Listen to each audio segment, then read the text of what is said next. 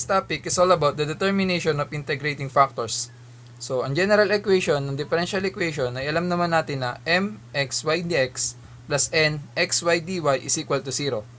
So, kapag nag-solve tayo ng first order differential equation using this technique or method, may dalawang case tayo na pagbabasihan. So, for case 1, partial derivative ng m with respect to y minus partial derivative ng n with respect to x multiplied by 1 over n is equal to f of x. So, meaning pure functions of x lang siya. Walang y variable. So, gagamitin natin itong f of x na to para makuha na natin yung integrating factor represented by letter v. So, v is equal to e raised to integral ng f of x dx. So, for case number 2, partial derivative ng m with respect to y minus partial derivative ng n with respect to x multiplied by 1 over m is equal to g of y or pure functions of y. So, ang magiging integrating factor na natin this time is v is equal to e raised to negative integral ng g of y dy. So, kapag nakakuha na tayo ng integrating factor using either of the two, imumultiply na natin yung integrating factor na ito dun sa general equation. Then, ang mangyayari na, v mxy dx plus v nxy dy is equal to 0 is already an exact equation. So, pwede na nating isolve yung differential equation using the method of exact. Number 1, y times 2x minus y plus 1 dx plus x times 3x minus 4y plus 3 dy is equal to 0. So, ang first step na gagawin natin is hanapin natin yung partial differentiation ng m tsaka partial differentiation ng n. So, this case, ito yung mxy natin. Ito yung nxy natin. So, una, hanapin natin yung partial derivative ng m with respect to y, tapos partial derivative ng m with respect to x. So, para mas madali nating magawa, i-distribute muna natin. So, 2xy minus y squared plus y dx plus 3x squared minus 4xy plus 3x dy is equal to 0. So, pwede na tayo mag-proceed sa partial derivatives. So, partial derivative ng m with respect to y is equal to, so, lahat ng x constant considered na siya as, lahat ng x considered na siya as constants. So, ang partial derivative nitong 2xy is 2x minus 2y plus 1. Next naman is yung partial derivative ng n with respect to x. So, magiging 6x minus 4y plus 3. So, isubtract natin yung partial derivative ng m tsaka partial derivative ng n. So, 2x minus 2y plus 1 minus 6x plus 4y minus 3. Then, simplified lang natin. So, ang makukuha natin is negative 4x plus 2y minus 2. So, ilabas lang natin yung negative 2. So, negative 2 times 2x minus y plus 1. So, ito na yung nakuha nating pure functions of y. So, pwede na natin siyang hanapan ng pagbibisa natin either case 1 or case 2. So, in this case, makikita natin na magkatulad itong 2x minus y plus 1 dito sa 2x minus y plus 1 din ng mxy. So, pwede natin gamitin yung case 2, which is yung partial m tsaka minus partial n multiplied by 1 over m. Makakuha tayo dapat ng pure functions of y. So, let's try. So, yung subtraction nila, divide natin dito sa m. So, y times 2x minus y plus 1 is equal to, kung cancel.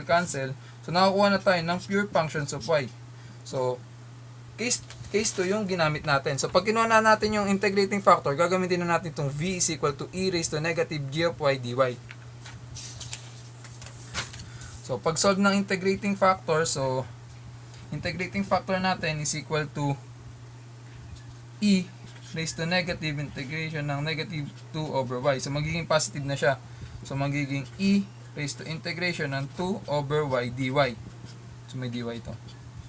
And dy. So, integration ng 2 over y dy is ln y. So, magiging e ln ng y squared. So, since yung property ng logarithm tsaka property ng exponential, pwede na siyang alisin. So, ang magiging integrating factor natin is y squared. So, now imumultiply natin tong y squared dun sa general equation natin. So, multiplying y squared, so magiging y cubed times 2x minus y plus 1 dx plus x y squared 3x minus 4y plus 3 dy is equal to 0. Ngayon, yung equation natin ay exact na. So, gagamitin ko yung method 2 dun sa exact differential equation na tinuro dun sa naunang na-post na video.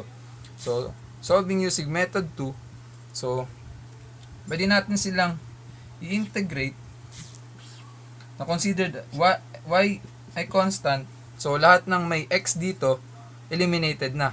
So, since may x dito, pag multiply mo yan isa-isa, lahat yan magkakaroon ng x. So, pag nag-solve tayo ng differential equation using exact, tanggal na to. Since dito, y is equal to constant. So, ito na lang yung i-integrate natin. So, integration ng y cubed times 2x minus y plus 1 dx, considered y as constant. So, i-distribute lang natin. So, integration ng 2x y cubed minus y raised to 4 plus y cubed dx. Now, let's proceed to integration na considering y as constant. So, in this case, 2x y cubed dx, ang integration niyan ay x squared y cubed minus integration ng negative y raised to 4 dx, considered y as constant. So, constant lang naman tong y. So, nadadagdagan lang siya ng x y raised to 4 plus y cubed considered as constant. So, x y cubed is equal to c. So, ilabas lang natin yung pagkakapare-parehas nila. So, x y cubed is equal to x minus y plus 1 is equal to c. So, ito na yung final answer natin para sa number 1. For number 2, y times 4x plus y dx minus 2 times x squared minus y dy is equal to 0. So, balik lang natin. Pag solve tayo using determination of integrating factors, dapat nasa form siya na mxy dx plus nxy dy. So, in this case, since ito yung mxy at ito yung nxy, at dapat i-add sila, so palitan natin tong sign na to, gawin nating positive. So, mag-change ng sign yung nasa loob nito. So, rewriting the equation, y times 4x plus y dx plus 2 times negative x squared plus y dy is equal to 0. So, bago tayo mag-partial derivative, i-distribute muna natin isa-isa.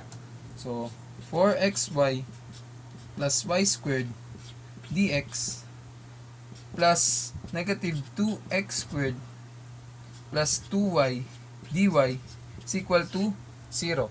So, let's proceed to partial differentiation.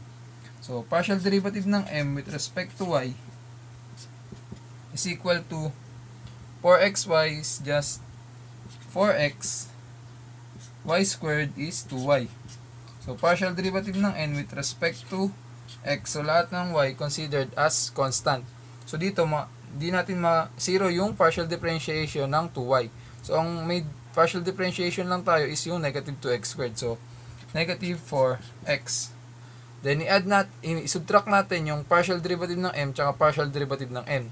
So, 4x plus 2y minus negative 4x. So, magiging plus na siya. Plus 4x. So, ang makukuha nating sagot is 8x plus 2y. So, i-distribute natin sa labas yung 2. So, 2 times 4x plus y. So, again, tignan natin sa equation natin kung ano yung may pagkakatulad nito. So, dito, mapapansin natin na sa mxy, meron ding 4x plus y. So, ang gagamitin na natin is yung case 2. Which is, i-divide natin yung sinubtract natin sa 1 over, i-multiply natin sa 1 over m. So, dito, ito yung nakuha natin sa subtraction. So, divided by m. So, divided by yung m natin, which is y, 4x plus y. So, cancel. Ang makukuha na natin na i-integrating factor natin is yung 2 over y. So, e raised to negative 2 over y dy. So, dito nang galing yun. Na dapat ang maging integrating factor natin is e raised to negative g of y dy. So, e raised to negative g of y dy. In this case, 2 over y yung g of y natin. So, solving the integrating factor, so, integral ng 2 over y dy is ln y. ln y squared. So, e raised to negative ln y squared. So, para matanggal natin yung e tsaka ln, gawin natin positive to. So, e ln y raised to negative 2. So, ang magiging integrating factor natin is y raised to negative 2. Then, itong integrating factor na to, i-multiply na natin dito sa general equation. So, next step, multiplying y raised to negative 2 dito sa equation. So, magiging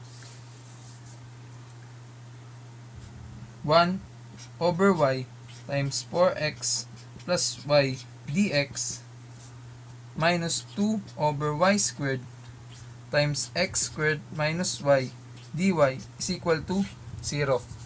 So, again, gaya na sinabi kanina, kapag na-multiply na natin integrating factor, gagamit naman na tayo ng exact method. So, using exact method, again, method 2 yung gagamitin ko.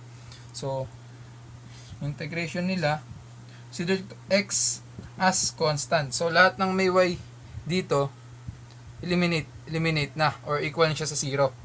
So, in this case, may matitira pa siya since magiging 4x over y plus 1 dx.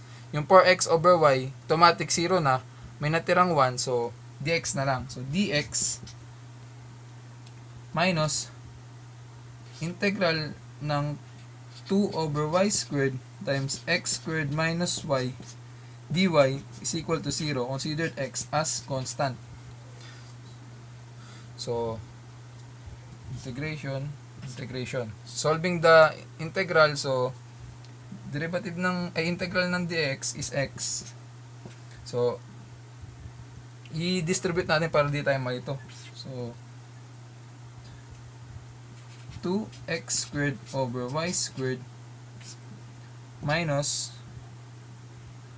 2y ay 2 na lang, 2 over y dy is equal to 0. So, distribute ko lang siya. So, next step is integral na. So, x minus, ang integral ng 2 over y squared is negative. So, magiging positive na siya. So, positive 2x squared over y. So, negative sa negative. So, magiging positive na siya. Plus, integral ng 2 over y dy is 2 ln y is equal to c. So, para mas simplified pa yung sagot natin, i-multiply natin yung equation sa y. So, magiging final answer natin is xy plus 2x squared plus 2y ln y is equal to cy. So, ito na yung final answer natin para sa number 2. Number 3, y times 8x minus 9y dx plus 2x times x minus 3y dy is equal to 0. So, i-distribute muna natin. 8xy minus 9y squared dx plus 2x squared minus 6xy dy is equal to 0. So, again, ito yung mxy at ito yung nxy. So, kunin natin yung partial derivative ng m with respect to y. So, partial derivative ng m with respect to y is equal to So, lahat ng x dito magiging constant. So, partial derivative ng 8xy is 8x minus partial derivative ng 9y squared, which is 18y. Partial derivative ng n with respect to x is equal to partial derivative ng 2x squared is 4x minus partial derivative ng 6xy, which is 6y. Then, subtract na natin yung partial derivative ng m sa partial derivative ng n. So, 8x minus 18y minus 4x minus 6y, so plus 6y na. Then, solve na natin.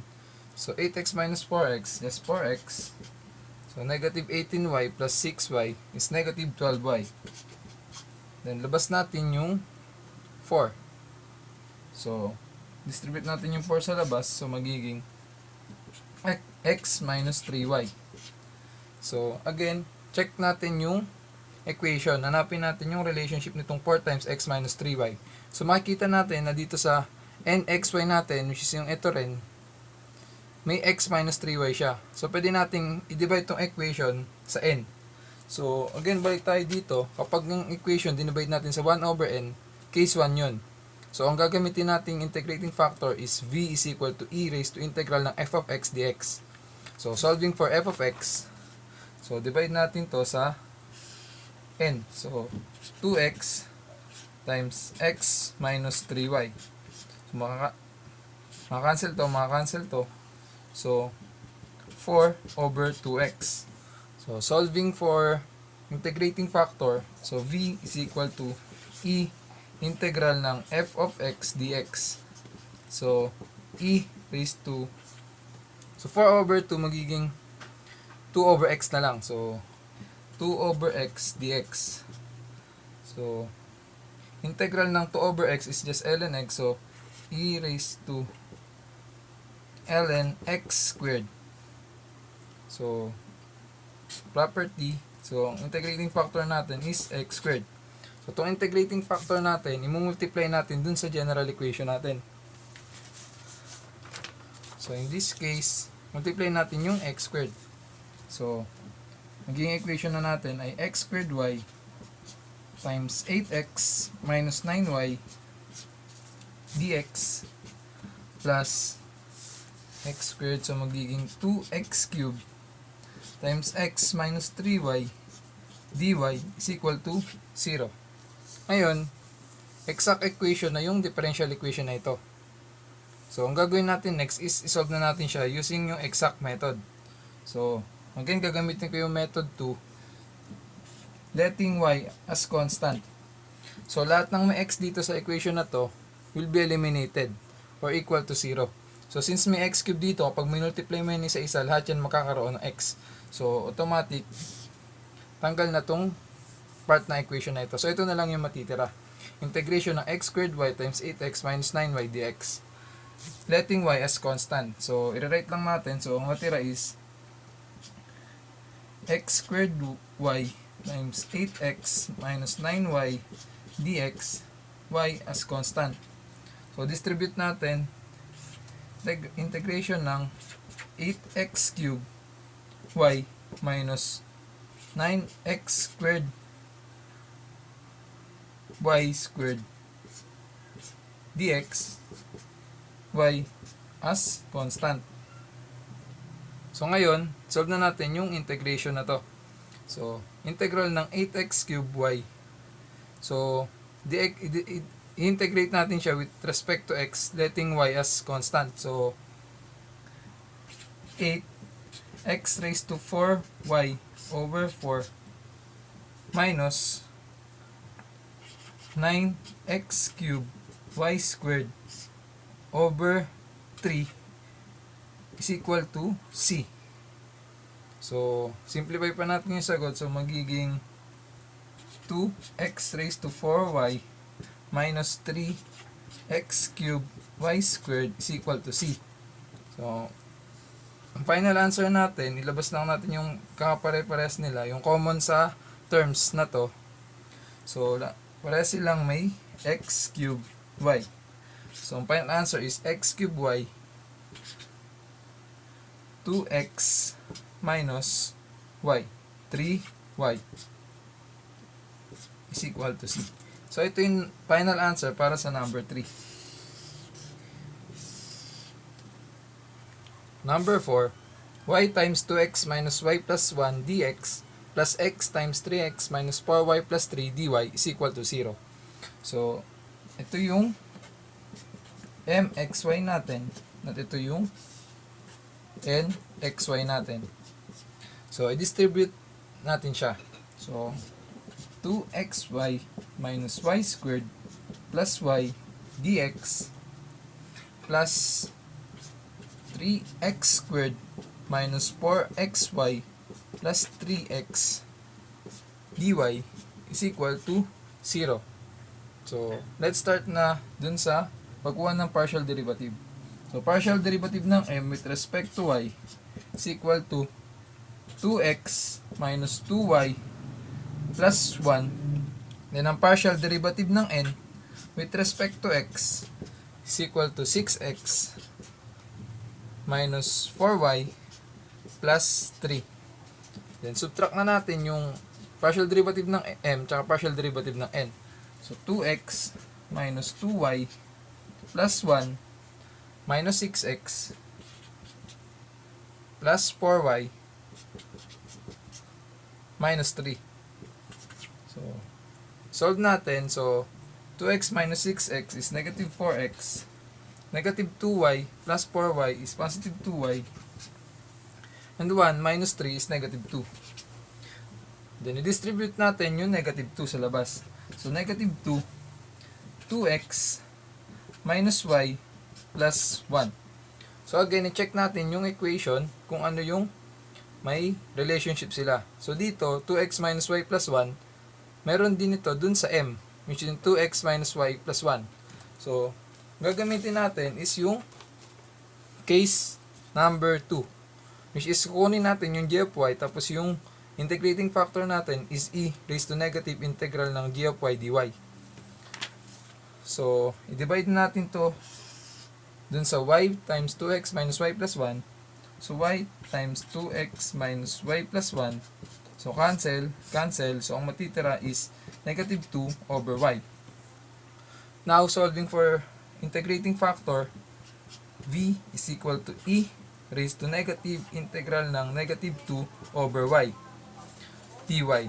So, integral ng negative 2y dy. So, dalawang negative, so magiging positive lang yan. So, integral ng 2 over y dy is e raised to ln ng y squared. So, ang integrating factor natin is y squared. Then, i-multiply na natin itong integrating factor natin dun sa general equation.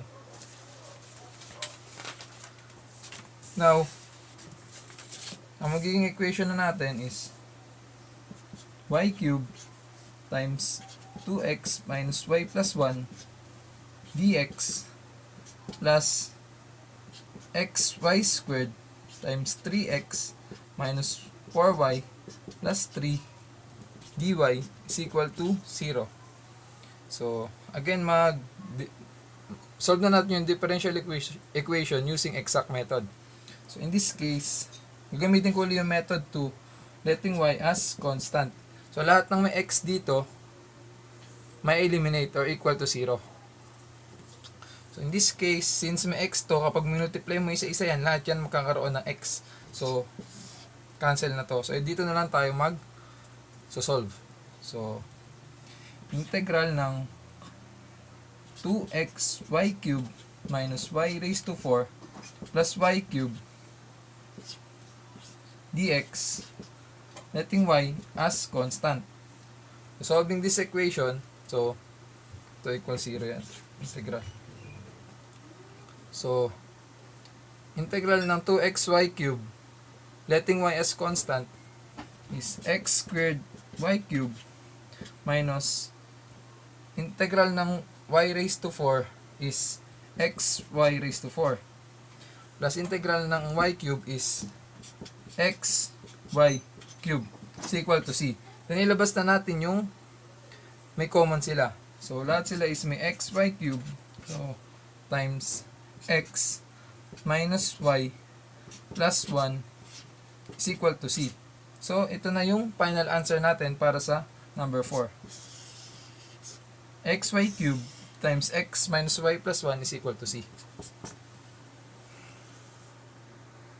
For our last number, 2y times x plus y plus 2 dx plus y squared minus x squared minus 4x minus 1 dy is equal to 0.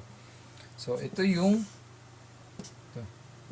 mxy natin at ito yung nxy natin.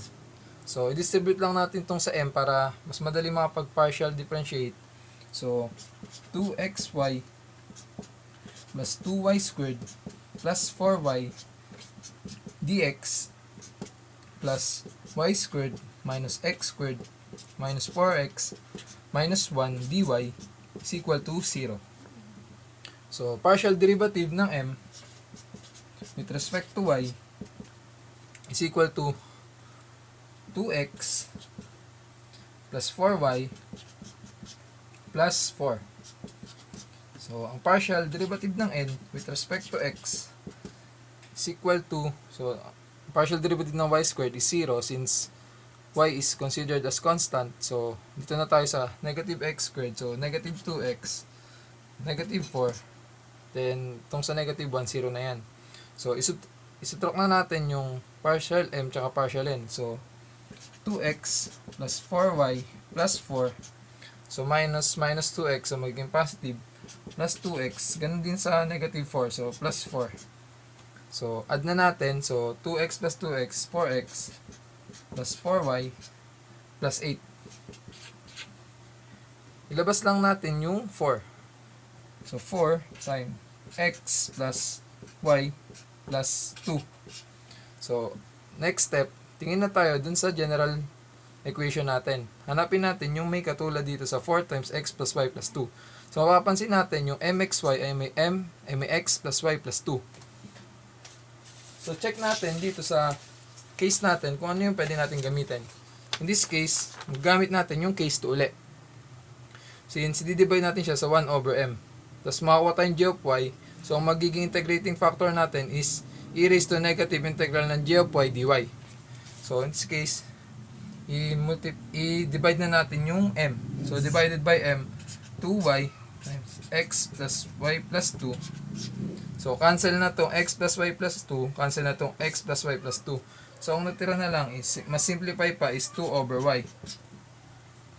So, next step naman is yung pagkuha ng integrating factor. So, ang integrating factor natin is e raised to negative integral na 2 over y dy. So, integrate natin tong 2 over y dy. So, e raised to negative ln ng y squared. So, e raised to ln ng y raised to negative 2. So, ang integrating factor natin is y raised to negative 2. So, proceed na tayo sa pag-multiply na integrating factor natin sa equation. So, ang matitira na lang is 2 over y times x plus y plus 2 dx plus 1 over y squared multiplied by y squared minus x squared minus 4x minus 1 dy is equal to 0. So, exact equation na siya. So, gamitin ulit natin yung method 2. Gamitin natin to y as constant. So, lahat ng may x dito, may eliminate na. So, ito, matik, eliminate na yan. Ito. So, simplify pa natin sa equation. So, integration ng 2x over y plus 2 plus 4 over y. 4 over y dx plus integration ng dito 1 over y squared times y squared. So 1 minus 1 over y squared dy is equal to 0. So dito again y is constant. So integrate na natin. So integral ng 2x over y is x squared over y plus 2x plus 4x over y.